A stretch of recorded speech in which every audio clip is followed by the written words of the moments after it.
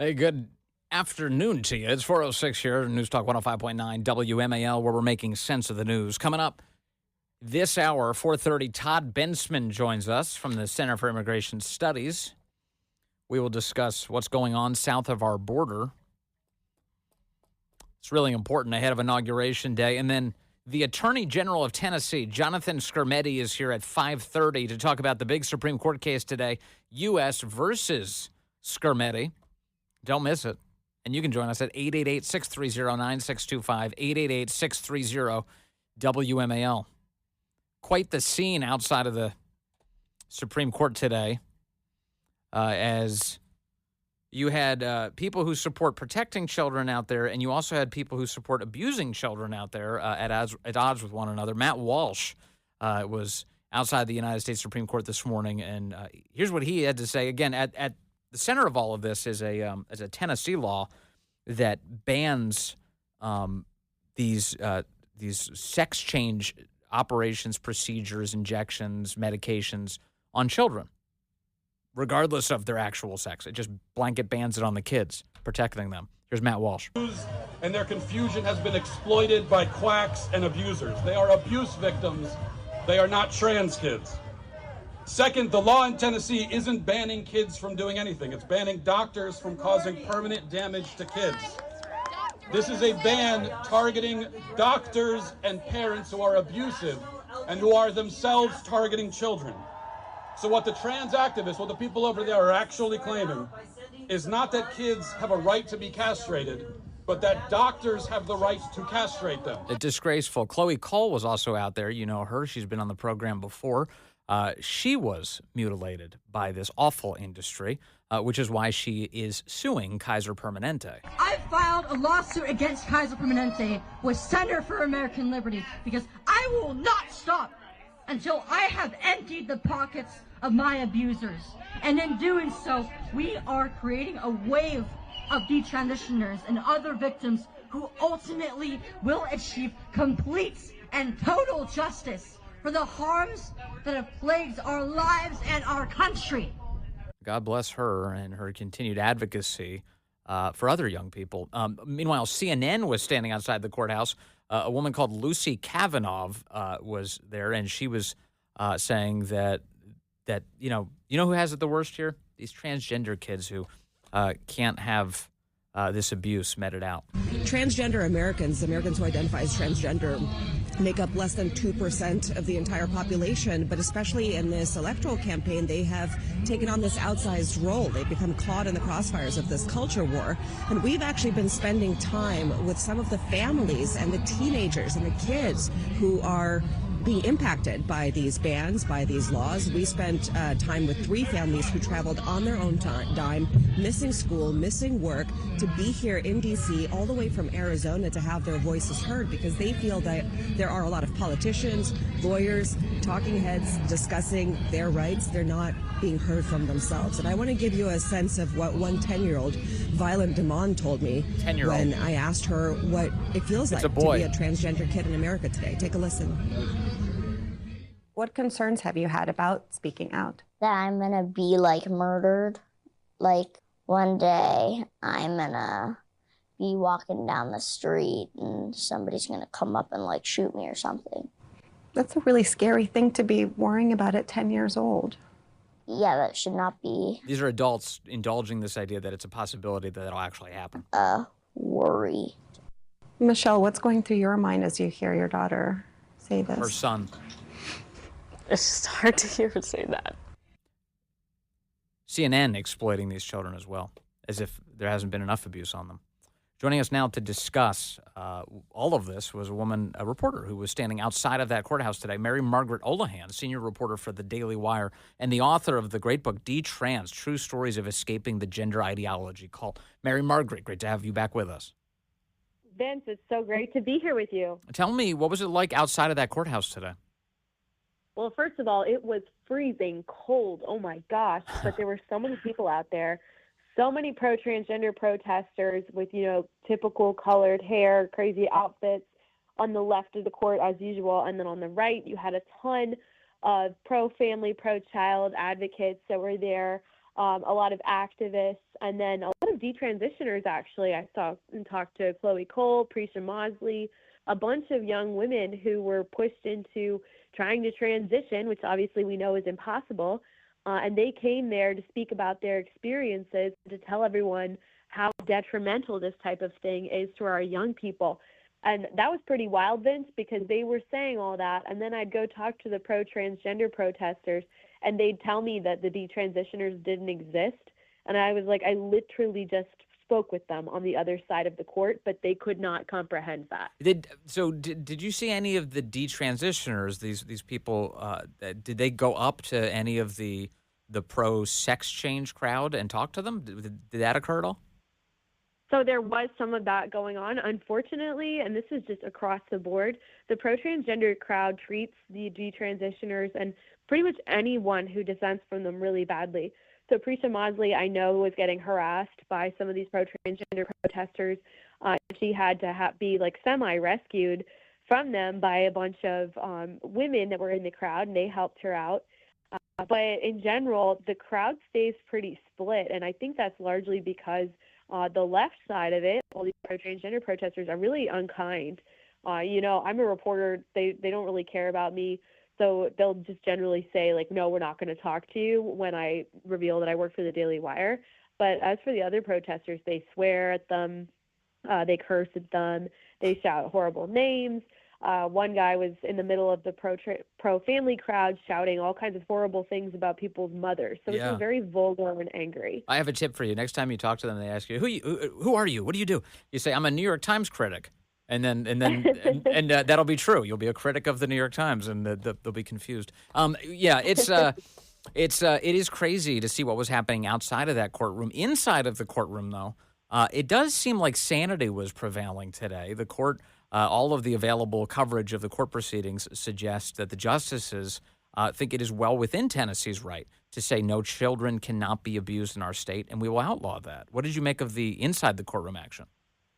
Yeah, this was fascinating, and I wish I could have been in both places at the same time. But what I've learned since is that not only did Alito and a bunch of the other conservative justices focus on detransitioners, which I find fascinating and really important, just because most people pretend detransitioners don't exist, including a lot of our mainstream media, because obviously that kind of bucks the narrative that transitioning is wonderful and makes you happy and you live happily ever after. Yeah. But also, Kavanaugh discussing the implications for men and girls sports, and then, all of these conversations happening in the United States Supreme Court. This is really the first time the justices have talked about any of this. Yes. And of course, it's coming on the heels of the election where this was such a major issue, the 2024 sleeper issue, where so many Americans voiced their concerns. But I think my biggest takeaway from today, and I think this is what most Americans will take away from today, is that we watched a woman who identifies as a man and the ACLU argue in front of the whole country that they support transitioning children and that the Biden administration supports this as well. And this is just a very unpopular, very obviously radical stance, and yet they just argued that to the highest court in the land, and the justices sat there and had to hear it. And yes. I think that's a turning point for our country. It's disgusting. It's evil is what it is. And the woman you're referring to, she goes by Chase Strangio, and she was on CNN last night. I just want to start with this clip because I do have some inside the courtroom audio, but she was on CNN last night arguing that children know that they were born in the wrong body as early as 2 years old. These are doctors who are wanting to treat their patients in the best way that they know how, based on the best available evidence to us. And these are young people who may have known since they were 2 years old exactly who they are, who suffered for 6-7 years before they had any relief. 6-7, just do the math on that. That means by 8 or 9 years old, they're finally getting these interventions, which are very damaging to these kids and are not, as the media keeps telling you, quote, reversible. In fact, inside of the hearing today, Justice Sam Alito invoked a report called the Cass Review, the Cass Report, which was done by the United Kingdom's National Health Service, and it was put out recently, and it's one of the biggest studies on the whole planet on this subject. And what it found was, Sam Alito points out, is that this idea that if you trans a kid, it decreases the chance that they will commit suicide is a lie. It is a lie. Here's that exchange between Justice Alito and this woman, Chase Strangio. But on page 195 of Cass report, it says, there is no evidence that gender affirmative treatments reduce suicide.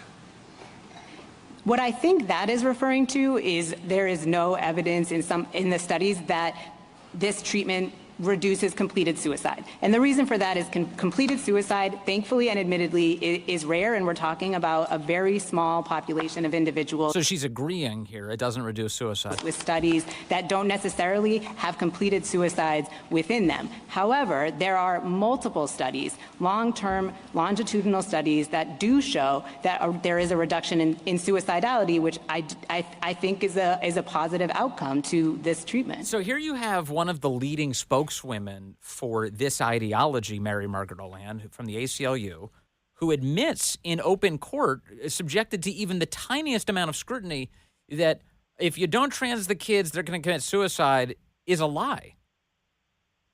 Yeah, this was just astounding. And I mean, I think we would be less surprised to hear stuff like this if our legacy mainstream media actually did their jobs.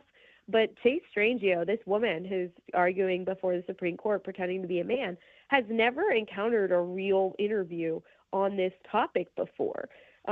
She goes on CNN and gets all these friendly interviews where everyone praises her for saying that we should transition children. She doesn't get any pushback. I personally have been reaching out to her for several weeks now trying to get an interview, and she didn't answer me, although I saw her at the court today, and she definitely recognized me.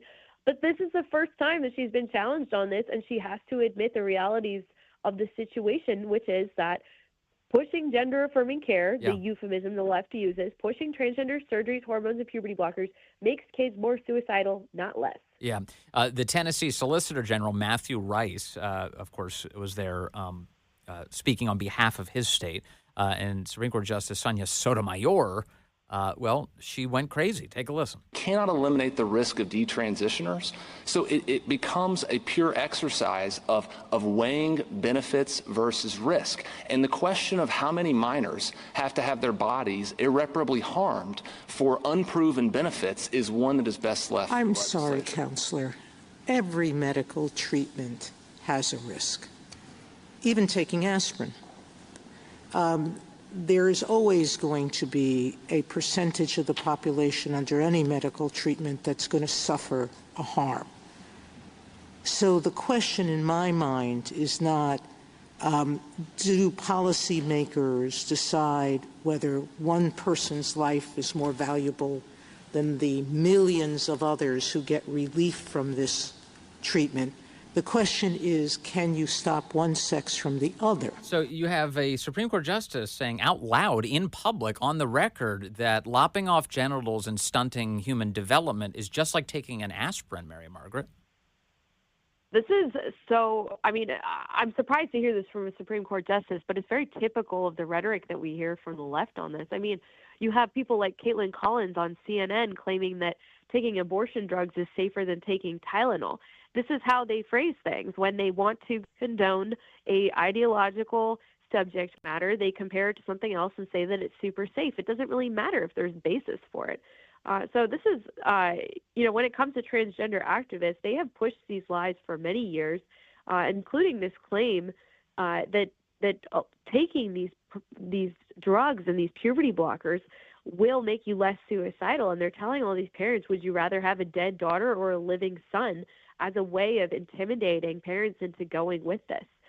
So it's truly evil, Vince. And Yeah. I know you agree with me on that. It's just it's become a very evil culture that we're living in when it comes to transgender ideology. Right, and what you just described is like the worst, most disgusting high-pressure sales technique. Like, you have to do this, the sense of urgency, you've got to do it now, or else your son is going to die, your daughter's going to die. And it's like, wait a second, right. what? And It's unfortunately... ignoring your gut instincts. And unfortunately, there are people who fall for it. Ketanji Brown Jackson, one more for you. Justice Jackson today, who before she became a Supreme Court justice admitted before Congress that she's not a biologist, so it's not possible for her to really tell you what a woman is. She said today that if we were to ban sex changes for children, that's just like banning, you ready? interracial marriage being drawn by the statute. That was sort of like the starting point. The question was whether it was discriminatory because it applied to both races and it wasn't, necessarily invidious or whatever. But, as I read the statute here, the case here, the court starts off by saying that Virginia is now one of 16 states which prohibit and punish marriages on the basis of racial classifications. And when you look at the structure of that law, it looks in terms of, you can't do something that is inconsistent with your own characteristics. It's sort of the same thing. So it's interesting to me that we now have this different argument, and I wonder whether Virginia could have gotten away with what they did here by just making a classification argument the way that Tennessee is in this case. This is a classic technique of the left. So now it's racist to say that children shouldn't be abused. Of course it is. And I mean, I'm not totally sure why we would ever have very much respect for Ketanji Brown Jackson again after she refused to say whether she understands what a woman is. I think that was just the nail in the coffin for me. So I have a hard time taking her seriously ever since then. But this is not a case dealing with racism. This is a case dealing with the protection of children. And they can weave in whatever ideological concepts that they want to. But at the end of the day, we're on the facts of science here. We're with the facts about biology and just using common sense. We look at our kids. We know we shouldn't be injecting them with weird hormones. That's not going to solve their problems. We shouldn't be removing healthy body parts before they've reached the age of reason or of informed consent. I spoke with a mother today at the court who told me she started transitioning her kid when she was 12 years old. She's telling me her kid is 16 now. And identifies as a boy. And I literally looked her in the eye and I said, so what happens in 20 years when your son or your daughter comes back to you and says, I deeply regret this and it's your fault because I could not consent to it and you pushed me through it? And she looked me in the eye and was like, well, I guess that'll be on me then. And so this is just, that really was illuminating to me, where she and some of these other very radical activists have truly given in to this ideology and believe that they're doing what they think is good for their kids, and they're happy to be pushing this ideology in this way. I'm so glad you're out there covering it. That's a tough issue. You cover it so well. Mary Margaret Olahan at the Daily Wire. Thank you for your time today, as always. Good afternoon to you. It's 4:36, News Talk 105.9 WMAL, where we're making sense of the news. Coming up on the program, Jonathan Skrmetti will be with us, the Attorney General of Tennessee. You may know him from recent Supreme Court case called U.S. versus Skrmetti. The oral arguments on that subject this morning. Attorney General Skrmetti will be joining us in studio coming up. And you can join us at 888-630-9625, 888-630-WMAL. We've got a lot more to get to today, including new reporting / speculation that 11-year pardon for Hunter Biden may not be the last sweeping pardon that Joe Biden makes. I'll give you a little spoiler. Anthony Fauci's name. I know. It's maddening. Trump can't get here soon enough. Stay with us. Details ahead on all of that. But before we get there, what's happening south of our border? That subject has been very concerning to us for many years now, given that it's been wide open, especially during the Biden era. That's been the big problem. Joining us now to discuss is Todd Bensman. He's a senior national security fellow at the Center for Immigration Studies. He's also the author of the book Overrun, How Joe Biden Unleashed the Greatest Border Crisis in American History. And he's speaking to us today, as he so often does, from Mexico, where he's doing all of this excellent reporting. Todd, good to have you back with us, sir. Great to be here. Thank you for having me. So we've gone through a roller coaster ride here with Mexico since the election. I know that you had some expectation that many thousands of people were headed for our border. And then, as you pointed out in subsequent interviews, President Trump has threatened to impose tariffs on Mexico. He's done that very publicly now, if they allow people to continue to pour into the country. And that seemed to stem the tide a bit. Where are we as of today? Right. Well, the Sheinbaum administration is clearly still maintaining its massive military and immigration enforcement operation that was started under Biden. and which I expected to fall by the wayside after the American election. But it didn't fall by the wayside because Trump came out with this tariff threat and said, you better not let anybody through. There are many, many untold thousands of immigrants trapped down here under that operation, behind that operation. Not 15 minutes ago, for example, I was with a band of migrants who boarded a freight train.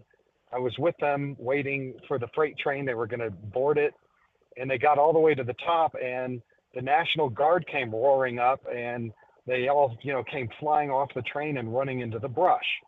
And that's the kind of thing that is happening all over Mexico right now as the migrants try to breach the Mexican cordon to get to the American border before Trump gets in. I have spoken with dozens of migrants in the last 2-3 days in Mexico City. There's a lot of encampments here, informal encampments. Yeah. And there is a tremendous urgency among them to get in before Trump swears in. And that's what's going on. But also, I'll mention this, that there's also a lot of other immigrants that I interviewed down here who said that they're just going to go home. They're giving up. They're going back to Venezuela, back to Colombia, back to Guatemala, back to wherever they came from third country wise, because they just feel like it's hopeless, that they're not going to ever get in at this point. CBP 1 is going to be canceled, they believe. And so they're just giving up. These ones here are, jumping the train as a last ditch sort of effort to cross in before. Yeah. The CBP One app, which is Customs and Border Protection, One app has now very infamously become the means by which the Biden administration has been bringing foreign nationals into America, making it so that they don't have to be classified as illegal because the Biden administration is trafficking them in. They just order it kind of like an Uber on their phone. Is that still going on today? Well, as far as I can tell, it's technically still on the books, but it is so severely backlogged. I mean, demand far, far, far outstrips supply of those. 1,500 a day that they'll walk across the ports of entry, the land ports of entry, and another, 2,000 a day that they allow to fly over the border. And there are just hundreds of thousands that are in line for it. So that's why people are waiting 6, 7, 8, 9 months for their CBP. And now they're seeing the Trump clock run out for inauguration, and they're doing things like hopping the freight trains again. Yeah. But then they've got the Mexico problem because Scheinbaum is apparently not letting them through. Even if they have CBP one authorization, are they still blocked up? No, they're more than welcome for the time being to stay put, but the immigrants understand that the program is going to go away on Inauguration Day or shortly thereafter. Yeah. So they might as well make a run for the border. Okay, so the foreign nationals who are in Mexico, they're not trapped in Mexico. They're just blockaded from America. Is that right? They could turn around and go back if they desired. Yes, of course. They can return. Okay. And then you mentioned some of the Central American countries whose foreign nationals you've been encountering. Is that the majority makeup right now of the people who are trying to still move into the United States, or does it continue to be for people from all over the planet? They're from all over the planet. I mean, everywhere, every country. It really is a remarkable thing about this mass migration crisis that, 40, 50% of all immigrants that are reaching the southern border are from, 180 different countries. That's still happening very much. The ones that I'm meeting down here in Mexico City tend to be CBP 1 applicants, lots of Haitians, Central Americans, that sort of thing. Mm-hmm. So, but yes, It is very, very richly multinational. Yeah. And that's a national security concern that we're going to be dealing with for a long time. We just had a terror attack by a Mauritanian in Chicago. Crossed the border last year, and there he is charged with terrorism in Chicago. However, he hung himself in jail on Saturday, so we won't have the benefit of a trial. Neither will his Jewish victim or any of the police officers that he fired on. Just awful. They just yet another tragic story like that. Todd Bensman, when you talk to Mexican officials, I know you've been speaking to them. What do they anticipate when it comes to the incoming Trump administration? Well, I did interview a senior Scheinbaum administration official who explained to me that they are taking a hard posture toward the Trump administration initially. For now, they are saying that they are not going to take the multinationals. They'll take Mexican nationals, maybe some of the Central Americans, but they're saying we're not going to take any of these other nationalities. So they are setting up, as the official said, for a conflicting relationship. So I'm not sure how long that's going to last, because I think they also understand that the United States muscularly holds the upper hand on things like trade sanctions and bridge closures, and they can really hurt Mexico much more than the United States would be hurt in any kind of a trade war. So we'll see how that goes. But right now they're being a little bit bombastic, a little bit hardened, a little bit hard. Yeah. I mean, maybe that's an ego play or something, because you're right about the obvious advantage the United States has here. So are they prepared for Remain in Mexico to be reinstated? What, if anything, are they saying about that? They expect Remain in Mexico to be reinstated. Again, they seem to be suggesting that the ones that will remain in Mexico will be Central Americans and even Mexicans. Remember, a lot of Mexicans crossed the border. A lot of them got CBP-1. In fact, the largest nationality of all nationalities that received the CBP-1 parole were Mexicans, well over 100,000, probably closer to 150,000. So an unauthorized work program is what it was for the Mexicans. But they are expecting that to happen as well, and they think that maybe something like a Title 42 will happen again. And they are going to have to deal. They're explaining to me that this has to be regional. They have to have Colombia on board. There's going to have to be hard diplomacy with Costa Rica, Nicaragua, Panama, all of those countries, to Ecuador, that are involved to take their people back. So as we lock down our border and threaten Mexico if they allow it to be opened, our problem very quickly becomes their problem in terms of all of these foreign nationals who are not supposed to be in a country being there.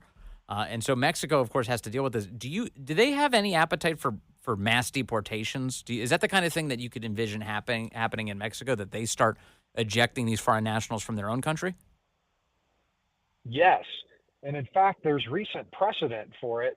We saw an incredible experiment happen during COVID, when the United States under Trump closed the U.S. border, 100% pushbacks, Title 42, and then Mexico was stuck with the hot potato. So it had to do the same with its border with Guatemala. So they closed and militarized their border with Guatemala, and everybody was pushed back into Guatemala, which then closed and militarized its border in response. It was a domino effect all the way back to Colombia. And all of those countries militarized and closed their borders so that almost nobody was moving through there, certainly nowhere near the numbers that had been. So we have seen the domino effect of what happens when the United States closes its border. Nobody wants to be stuck with the big mass migration hot potato in their territories. Yes. Because it's chaos. And so, yeah, it's a great point. So, all right, we'll see what happens. Todd, anything else going on that we should know about down there? Really, there's just a lot of angst among the migrants that are essentially, the way to look at them is, they're the caboose on the train, yeah. the 40-year-long train, and it's been decoupled, and they're the ones that got stuck as the gate shuts closed. Yes. And they know it, they feel it, and some of them are getting desperate and trying to do things like what I just saw on the train a few minutes ago. Right. And planning to go home.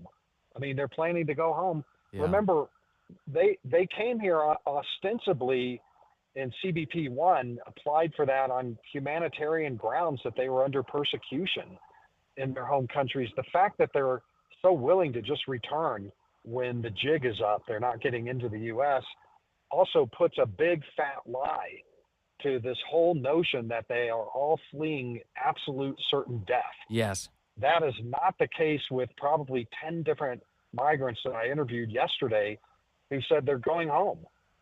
Yeah. Well, obviously, the sheer number of people who have thrown their identifying papers down south of our border before they've crossed the Rio Grande into America, it really tells you everything, that there's just an immense amount of fraud going on here, and we shouldn't abide it anymore.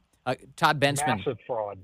Yes, sir, and thank you for covering it. The reason we know so much about it is thanks in no small part to you. Todd Bensman from the Center for Immigration Studies. Thank you, sir. I'm seeing this video footage, perhaps you've seen it today, of Joe Biden in Africa. They have these boring conferences. Biden is falling asleep. He's leaning on his hand. He's very clearly either asleep or just about to be, and his head is circling, and it's against his hand. I will say this is one of the rare times where I'll pay him a compliment. I can't do that. I can't. Have you ever been in such a boring conference or classroom? I'm not going to say I was asleep all the time in college or anything, but every so often things would get a little boring and leaning and I had a hard night the night before, too much drinking, and then I would lean on my hand. There was no chance for me to hold that pose. If I actually fell asleep, I would have this embarrassing moment where my head would fall down, my arm would fall out of the way, and then I'd jerk up and I'd be like, oh, I know somebody saw that. That's embarrassing. I should better stay awake. Biden doesn't do that. Biden, I don't know, maybe the rigor mortis is already setting in. He just stays perfectly fine. He can sleep right in that hand. It's an amazing skill. I've got Phil calling in from Fredericksburg now on line 1. Phil, good afternoon, sir. You're on the Vince Colonnade Show. Hey, Vince. Look, I hope that Joe Biden pardons Anthony Fauci, because then they can get him in front of Congress and ask him why he killed 7 million people worldwide.